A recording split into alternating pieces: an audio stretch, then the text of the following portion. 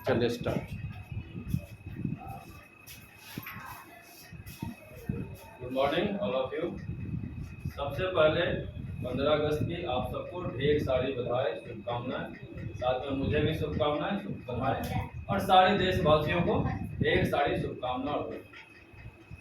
ठीक है, अब हम कुछ उस मुद्दा पे बात करते हैं जिसको जनता के लिए जानना जरूरी है। मेरे नज़र में शायद जनता इस चीज़ को नहीं जानती। देखना ठीक है, मेरे समझ में जनता इस बात को ठीक से नहीं जानती। जितना मुझे ज्ञान है, जितना नॉलेज है, उसके आधार पे मैं जनता, देशवासियों, सब लोगों से कुछ आह्वान करना चाहता हूँ, कुछ प्रश्न भी पूछना चाहता हूँ। इसके माध्यम से हम आगे चल के डेवलप हो सके, विकास कर सके। 15 अगस्त 1947 को हमारा देश आज़ाद हुआ। ये बात हम सब जानते हैं, बहुत खुशी की बात है। अंग्रेज के गुलाम थे, अब अपनी सरकार है। और दीपावली, छठ, ईद, सारे त्योहारों की तरह ये भी हमारा राष्ट्रीय पर्व है। और कल हम लोगों ने हर्षोल्लास के साथ, यानी बहुत ही मनोरंजन के साथ मनाया और हमेशा मनाते रहे, सदियों तक मनाते रहे, यही भगवान से मेरी प्रार्थना है और इसके लिए ढेर सारी शुभकामनाएं। अब हम मुद्दों पे बात करें। पहला मुद्दा हमारे पास है 1947 से पहले का भारत और बाद का भारत। हम देखेंगे क्या 1947 से पहले जितने भी हमारे नेता, जितने भी हमारे लीडर थे, A to Z की मैं बात कर रहा हूँ, सारे के सारे महान स्कॉलर थे, महान विद्वान।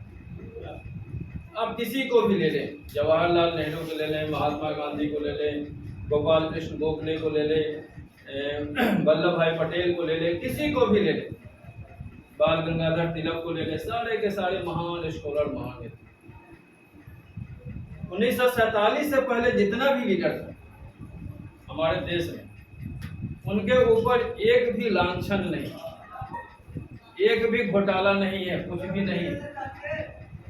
पहला ध्यान किसी भी घर को चलाने के लिए सबसे पहला जरूरत पड़ता है पैसे का, अर्थ का। अब इस आंकड़ा से देखें, 1913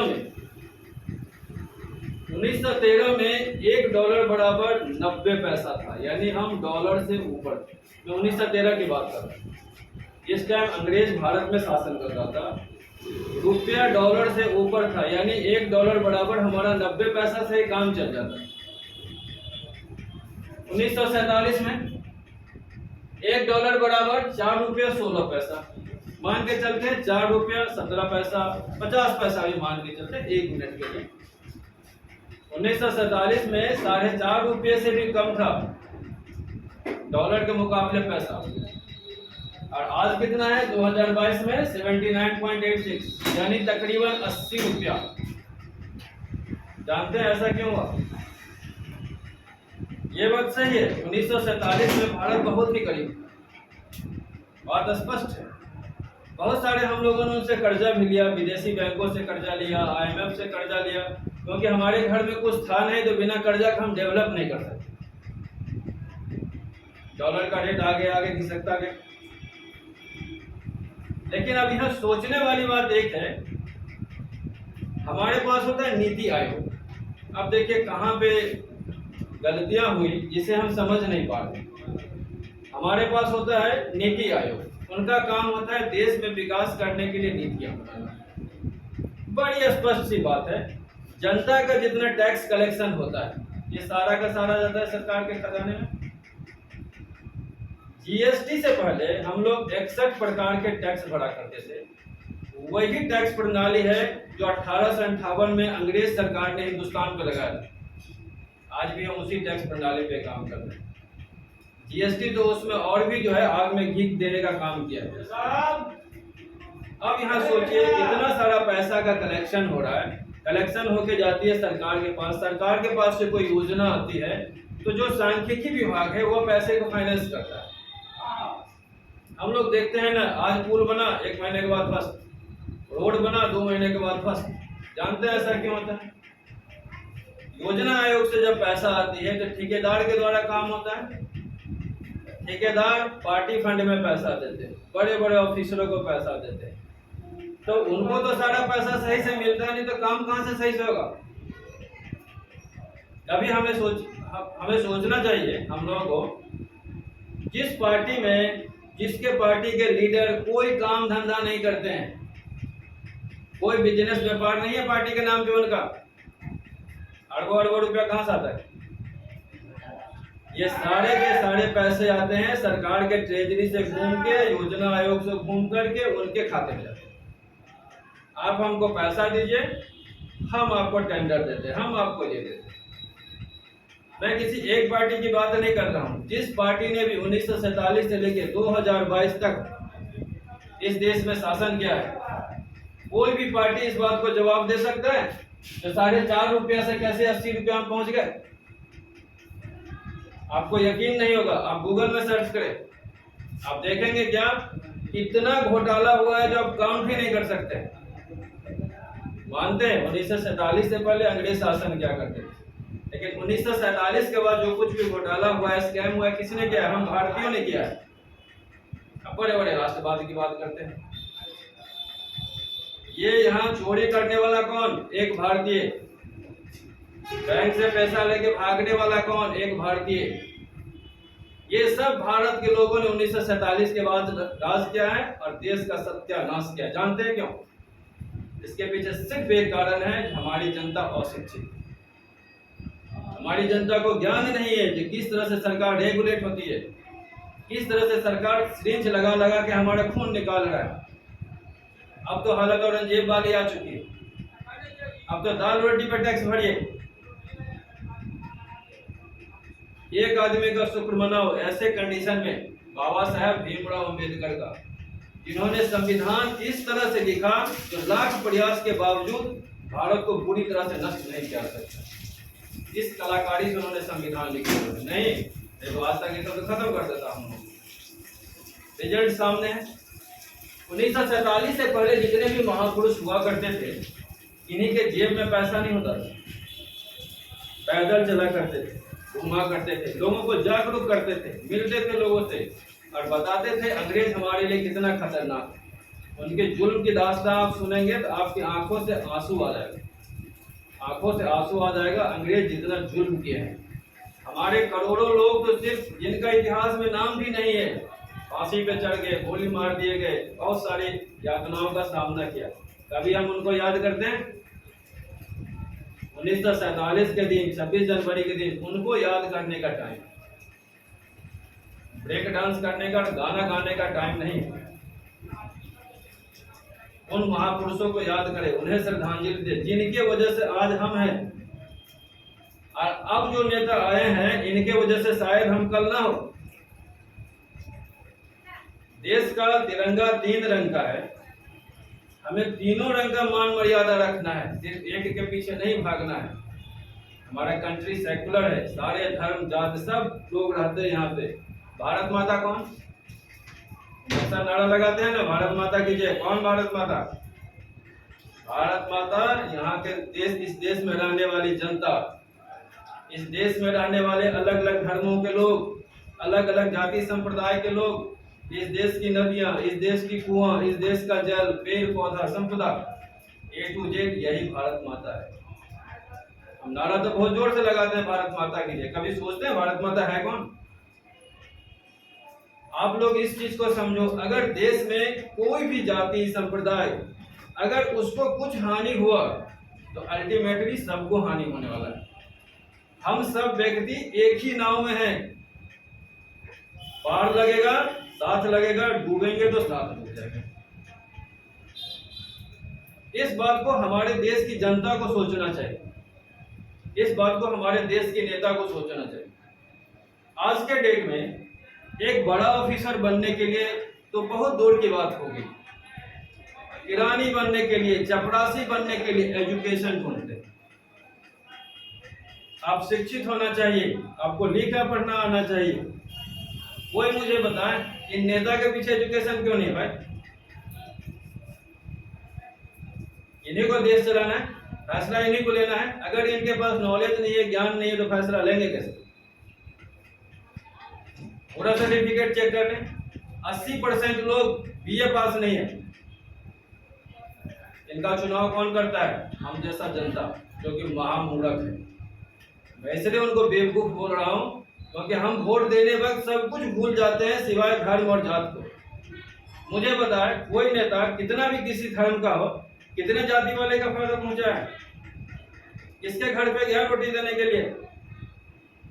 ये बड़े लोग लूटते हैं, ये सामंतवादी सोच है। भगत सिंह ने कहा था देश को आजादी सिर्फ अंग्रेज से नहीं चाहिए, इन सामंतवादियों से भी चाहिए।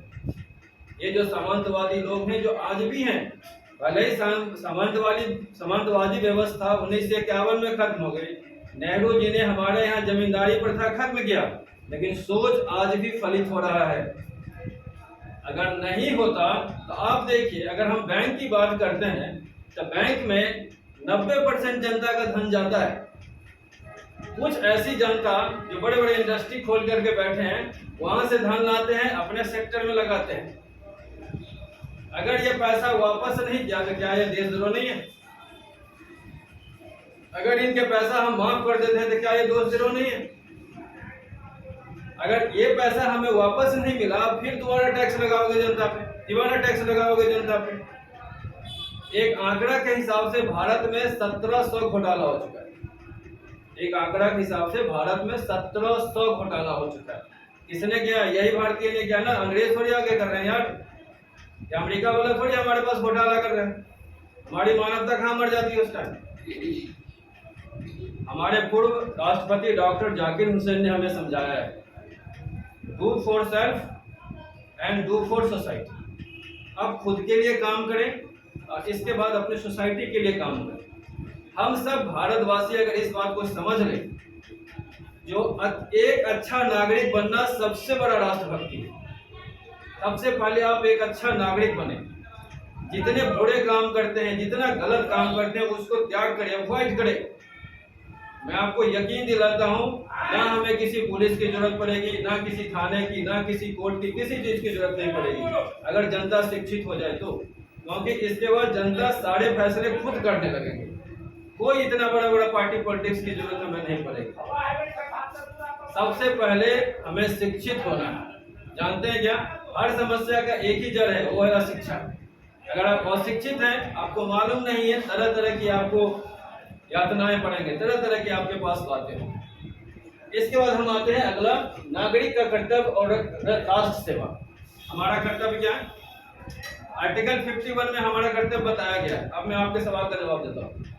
आर्टिकल 51 में स्पष्ट तौर पे लिखा हुआ है, भारत के जो भी पुरुष लोग हैं उन्हें महिला का इज्जत करना पड़ेगा, सम्मान करना पड़ेगा, आदर करना पड़ेगा। अगर वो नहीं करते हैं तो उनको जेल की हवा खानी। स्पष्ट लिखा हुआ है। इस देश में सबसे ज्यादा अगर किसी को दबाया गया तो है महिला और नीचे तबके के लोग। और सबसे बड़ी बात यह है, जब तक महिला और नीचे तबके के लोग, जिसे हम SC ST कहते हैं, ये सामने पैरेलल नहीं आएंगे, एक साथ नहीं आएंगे, तब तक देश का भला नहीं। इनको उठ करके एक साथ सबके समकक्ष इक्वालिटी पे आना ही पड़ेगा, तभी इस देश का भला है, अन्यथा देश का भला नहीं। 15 अगस्त 26 जनवरी झंडा फहराना बहुत अच्छी बात है, हम भी फहराते हैं, बहुत खुश होते हैं, सारे बच्चे फहराते हैं। लेकिन जिस कारण से ये आज़ादी हमें मिला, जितने लोगों ने कुर्बानियां दिया, उनके जो विचार थे उन पे हमें बात करना चाहिए ना। पटना में, दिल्ली में, हर जगह जब भाषण देने की बात आती है तो हमारे राष्ट्र के नेता उनको याद नहीं करते, अपने पार्टी का एजेंडा बताते हैं। क्या ये है राष्ट्रभक्ति? हमारी पार्टी आपको ये देगी, फलना देगी, चिलना देगी, ठिकाना देगी। अब अगर देते रहते ना तो भारत स्वर्ग बन चुका रहता। उमा भारती कैबिनेट मंत्री, उन्होंने कहा था भारत के गांव में जितना पैसा विकास के लिए दिया जाता है, अगर सारा पैसा इस गांव में लगता तो भारत का हर गांव अमेरिका से बेहतर। शायद हमें मालूम नहीं है, 5 करोड़ रुपए MP को मिलता है सालाना क्षेत्र के विकास के, 1 करोड़ रुपए MLA को मिलता है सालाना क्षेत्र के विकास के लिए। तरफ दिखाए कहाँ है विकास? पैदा भी हुआ कि नहीं पैदा हुआ? ये बात भी सत्य है। एक चीज और भी सत्य है, कंट्री विकास करती है लेकिन घोटाले के आधार पर। अगर कोई एक फाउंडेशन बनता है 50,000 रुपए का या 1 लाख रुपए का, तो उसमें से 50% ऐसे गायब हो जाता है। फाउंडेशन अधूरा, शिक्षा अधूरा, अभी इधर जो हम चोरी चकारी कर रहे हैं इंडिया में बैठ के, अभी तो अंग्रेज नहीं है ना भाई, अभी तो भारतीय कर रहा है ना। अभी दिखाना राष्ट्रभक्ति, यदि राष्ट्रभक्ति उस टाइम कहाँ जाती है जब किसी लड़की को सड़क पे छेड़ते हो, जब हिंदू मुस्लिम के नाम पे लड़ाई करते हो, ऊंच नीच जात के नाम पे लड़ाई करते हो, कहाँ जाती है तेरी राष्ट्रभक्ति? यही सवाल मैं पूछना चाहता हूँ जनता से। भाई हम डेमोग्राफी चेंज नहीं कर सकते। एक गांव में रहते हैं तो हिंदू मुस्लिम बड़ा छोटा सब रहेगा, इसी को समाज कहते हैं। और हमें दूसरे की बातों में आके लड़ाई झगड़ा नहीं करते, ये मैं करना चाहता हूँ। अगर कोई भी आके हमें कहे तो फलना बुरा है फलना अच्छा है, इसमें मत जाए। ये जो हमारा पड़ोसी है विपत्ति में यही काम देगा, चाहे वो जो हो। हमें पड़ोसी से अच्छे रिलेशन बनाना चाहिए। दूसरों के बातें में आकर हम पड़ोसी से लड़ाई करते हैं तो अल्टीमेटली नुकसान जनता का ही। आज देश के हालत या आर्थिक स्थिति खराब है, उसमें बहुत सारा जिम्मेदारी हमारी है, क्योंकि हम अयोग्य लोगों को चुन लेते हैं, अशिक्षित लोगों की चुनाव करते हैं, ना वो देश के हैं ना अपने घर के हैं, पैसे लेके ही गायब हो जाते हैं। तो अब किसका बोलिएगा आप, है कि नहीं? चलिए अगला पॉइंट रखते हैं, शिक्षा व्यवस्था और अशिक्षित जनता। आज के डेट में जो शिक्षा व्यवस्था है, मैं नहीं, महात्मा गांधी ने, सुभाष चंद्र बोस ने, गोपाल कृष्ण गोखले ने, बड़े बड़े लीडरों ने इस व्यवस्था का विरोध किया, क्योंकि ये व्यवस्था लाने वाले हैं मैकाले। मैकाले ने भारतीय शिक्षा व्यवस्था को रटंतम विद्या बना दिया। बच्चे रटते ही जा रहे हैं। मैट्रिक में हम पढ़ रहे हैं, हमारे पास डिसीजन लेने की ताकत नहीं है। एक बच्चा जो 14-15 साल का है, खुद्दीराम बोस, उसमें डिसीजन लेने की पावर है, वो बम से जज पूरा। क्यों? तो स्कूल कॉलेज में नहीं देखा। इसको कहते हैं राष्ट्रभक्ति। मैट्रिक इंटर में हम पढ़ते हैं, हमें खुद नहीं पता है, बिना क्या कहते हैं पता का लिफाफे हैं, कहाँ घूमेंगे मालूम ही नहीं, क्या करना है मालूम ही नहीं है, कहाँ से होगा। स्कूल में जाकर के देखिए, पूरे इंडिया की मैं लगभग बात कर रहा हूँ, क्योंकि मिडिल क्लास स्कूल है, कहीं क्लास ही नहीं होता, हायर क्लास में क्लास नहीं होता। यही रीजन है IIT चाय वाला मिल रहा है, MBA दूध वाला मिल रहा है। जानते हैं क्यों भाई? अगर आपको चाय ही बेचनी थी तो आपने IIT किया, MBA किया, आप तो वैसे भी चाय बेच लेते, क्यों आपने गार्जियन का पैसा इतना खराब किया? बहुत सारे मुद्दे हैं जो हम जनता को जानना चाहिए, और ये जागरूकता के लिए बहुत बड़ी जरूरी है। अब चलते हैं स्वास्थ्य के ऊपर में। शायद हमें मालूम नहीं है, इंडिया में 50,000 से ज्यादा कंपनी है दवा बनाने वाली। उनके दवा की सेल क्यों इतना हो रहा है? हमारे हर खाने में मिलावट है, क्योंकि जो खाना हमारा था, भारत के लोगों का था, उसको तो हम भूल चुके। हर दुकान पे जहर बिकता है, पैकेट में जो नाइट्रोजन युक्त पदार्थ होते हैं सारे के सारे जहर हैं। हम बच्चों को खरीद के खिलाते हैं, खाइए, ये लीजिए 5 रुपए का वेफर, 10 रुपए का वेफर, खाइए, पेट भरिए। ये सारे के सारे लीवर खराब करते हैं। बहुत बड़ा एजेंडा है ये सब, यहाँ की जनता स्वस्थ ही ना रहे। सबसे पहला धन हमारा स्वास्थ्य है, स्वस्थ ही ना रहे जनता, और स्वस्थ नहीं रहेगी तो इन 50,000 दवा की जो दुकानें हैं, फैक्ट्रियां हैं, इनका काम चलेगा। और स्वस्थ होते जा रहे हैं। सरकारी अस्पताल में जाएं, वहां हमसे 2 गलतियां होती है। पहली गलतियां क्या होती है? जब हम किसी सरकारी अस्पताल में जाते हैं तो हम डॉक्टर से बहुत बदतमीजी से बात करते हैं, जो कि बिल्कुल ही गलत है। आप लोग इतना जान लो, सरकारी हॉस्पिटल में जो भी कर्मचारी डॉक्टर होगा वो पढ़ लिख के डॉक्टर बना है, फ्री का MBBS नहीं है। अगर हम उनके साथ अच्छा व्यवहार करें, विचार रखें, अपनी समस्याओं को बताएं तो डेफिनेटली वहां से अच्छा इलाज मिलेगा। पहला गलती, हम वहां जाके बोल वचन व्यवहार खराब करते हैं। दूसरा समस्या ये है कि उनके पास भी समस्या है, मेडिसिन अवेलेबल नहीं होता है, इक्विपमेंट अवेलेबल नहीं होता, क्या करे बेचारा। तो हमारा देश ऐसे बीमार होता जा रहा है, अशिक्षा में बीमार, स्वास्थ्य में बीमार। अब चलते हैं बच्चों की मानसिक स्थिति।